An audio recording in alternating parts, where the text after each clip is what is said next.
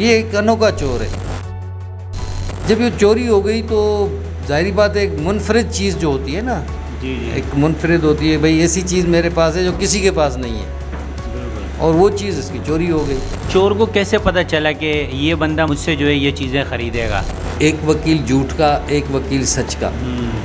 आपकी चोरी हो जाए तो आप तो यही उम्मीद करोगे ना कि मेरे चोरों को सज़ा मिले और मुझे अपना माल मिले। एक दुकान है जिनसे मैंने मशीन उठाई है और वहाँ से उन्होंने फ़ोटो दिए थे मुझे, तो कह रही है अगर कहीं बिक सकें तो बेच दो। FIR के चोरी का सेक्शन 380 होता है।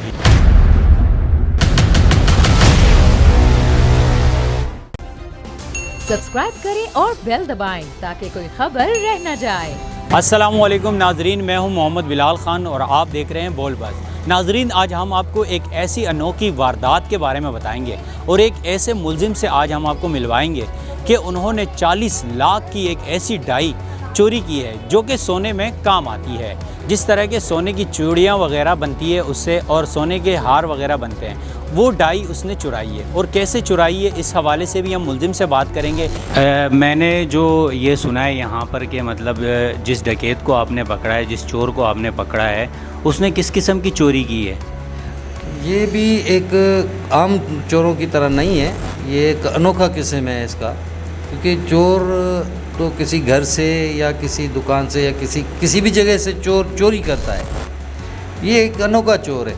मुद्दई ने अपने दुकान खोलने के लिए, सोने की दुकान खोलने के लिए पहले इंस्ट्रूमेंट इकट्ठे किए जाते हैं जी। तो उसने अपना मतलब दुकान को सजाने के लिए, बनाने के लिए एक पहले से ही जिस काम में शुरू करना है जो काम, वो है सोने का। सोने को बनाने के लिए या सोने की डाइयाँ और मशीनें जितनी भी होती हैं बड़ी कास्टली होती हैं। वो उसको शौक़ हुआ, वो फैसलाबाद से एक कंपनी है जो ये जो चूड़ियाँ बनती हैं, अंगूठियाँ बनती है, यानी मोल्ड करना, सोने को गर्म करके मोल्ड करना। अच्छा। मोल्ड करके उसके डिज़ाइनिंग वगैरह सब कुछ वही मतलब उसी मशीन से ही बनती है। वो मशीन बड़ी कास्टली है। अच्छा। वो अपने शौक़ में तो ले आया और आके अपने गोदाम में और घर में ही गोदाम बनाया था, उस पर रख दी थी कि ताकि दुकान बनाऊं और उसके बाद जो है मैं इसमें काम करूंगा। अच्छा। एक दुकान है जिनसे मैंने मशीन उठाई है और वहाँ से उन्होंने फ़ोटो दिए थे मुझे, तो कह रही है अगर कहीं बिक सकें तो बेच दो। सही है, मेरे पास रखी हुई हैं। मैंने मार्केट में दिखाई और मार्केट में जिन लोगों को चाहिए थी उन लोगों ने मुझसे रब्ता किया। मैंने वहाँ से लाकर उनको मशीन दे दी और मुझे सिर्फ इसका कमीशन मिला। जब ये चोरी हो गई तो जाहिर बात है एक मुनफरिद चीज़ जो होती है ना, जी जी एक मुनफरिद होती है, भाई ऐसी चीज़ मेरे पास है जो किसी के पास नहीं है, बिल्कुल। और वो चीज़ इसकी चोरी हो गई। अब वो काफ़ी अरसा तलाश करता रहा ख़ुद भी कि भाई जो मेरी चीज़ चोरी हुई है इसमें से कोई चीज़ बनेगी या कोई ख़रीदेगा या कोई ऐसी चीज़ होगी तो ही तो पता चलता है। असल में ये स्पेशली इस डाइयों के लिए ये नहीं आया था, नहीं। ये ऐसी घर की चोरी वगैरह करने के लिए आया जी, था और जो- उसके हाथ लग गई डाइयाँ।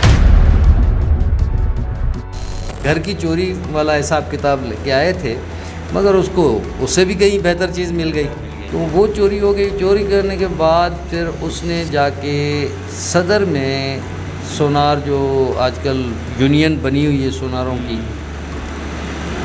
उनको भी शायद पता ना हो, अभी मैं नहीं कहता क्योंकि बाद में जब पुलिस जाती है तो फिर पता चल जाता है उनको, जिसने ये चोरियां करवाई हैं और चोरी का माल ख़रीदा है।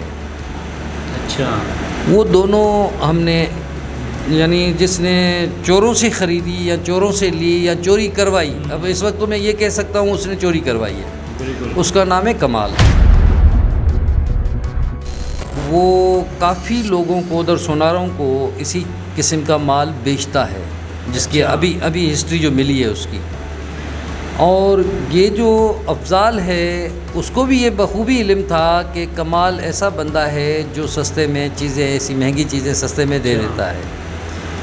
तो कमाल ने अफजाल को ये मशीनें बेची। अच्छा। आधी कीमत में कहो या ज़रूरतमंद था वो, उसको पैसे मिले और उसने चीज़ दे दी, क्योंकि ऐसी चीज़ दी कि मार्केट में वो किसी जगह पे नहीं है।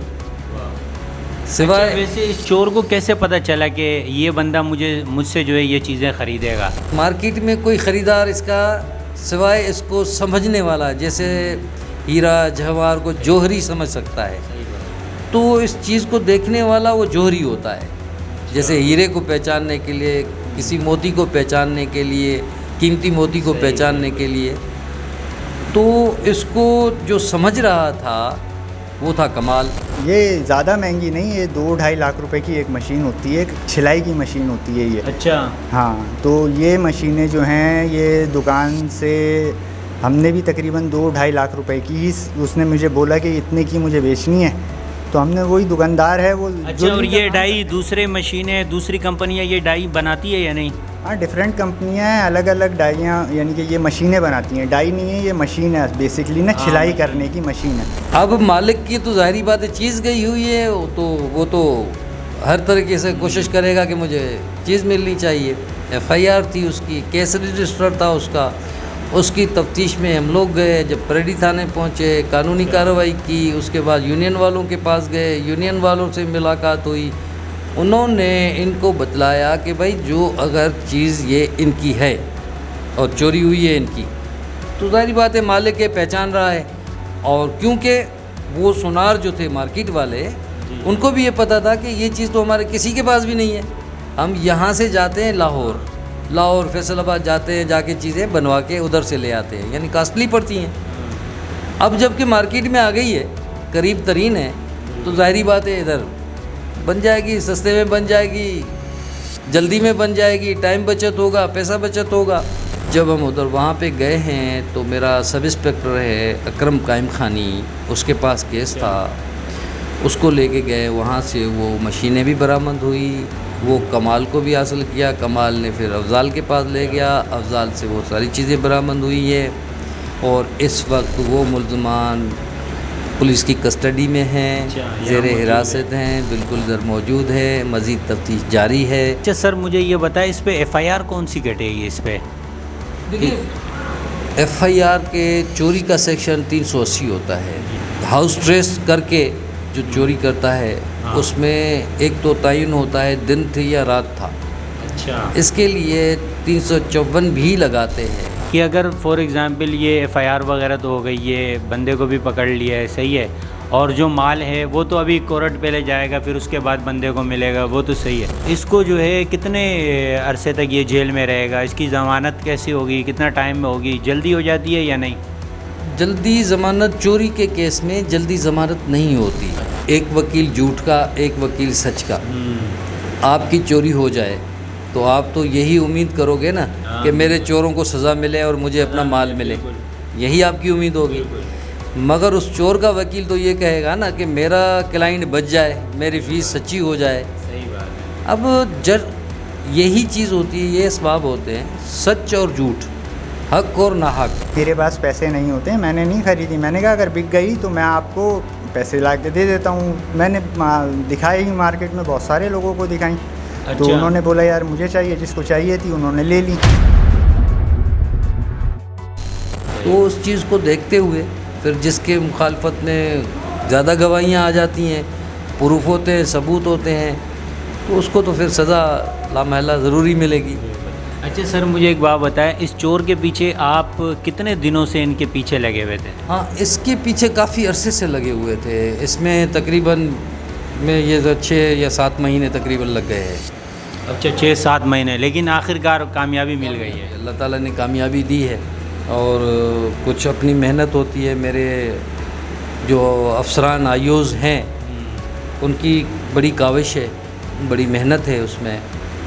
मगर साथ साथ में मुद्दई को भी क्रेडिट जाता है, क्योंकि मुद्दई जब तक पीछा ना करे तो हमारे पास तो आए दिन इतने केसेस होते हैं कि हम एक केस से जान ही नहीं छूटती, उसी दौरान तकरीबन 10 से 15 केस और हो जाते हैं, जिस वजह से जो है वो डिले भी हुई है, मगर अल्लाह ने कामयाबी ज़रूर दी है। माशाल्लाह, ये बड़ी अच्छी बात है कि किस तरह से इनकी ये मेहनत थी और किस तरह से इन्होंने जो है इन मुल्ज़िम वगैरह को पकड़ा है। नाज़रीन के जैसे कि आपने देखा, हमने मुल्ज़िम से भी बात की और SIU से भी हमने बात की। इस काम में जो है और भी मज़ीद तफ्तीश जारी है, और जिस तरह से उन्होंने ये चीज़ ख़रीदी है और इसका जो है फिर उसने आगे जाके बेचा है इसको। तो नाजरीन आप जो है प्लीज़ इसका ख्याल करें, जब भी किसी से कोई चीज़ ले तो उसके साथ उसकी NIC वगैरह जो है लाजमी ले, ताकि आपको भी इस मुश्किल वक्त में सामना करना ना पड़े। अगर आपको पसंद आई है ये वीडियो तो आप बोल बस के चैनल को सब्सक्राइब करें, लाइक करें, कमेंट करें और इसको शेयर करें।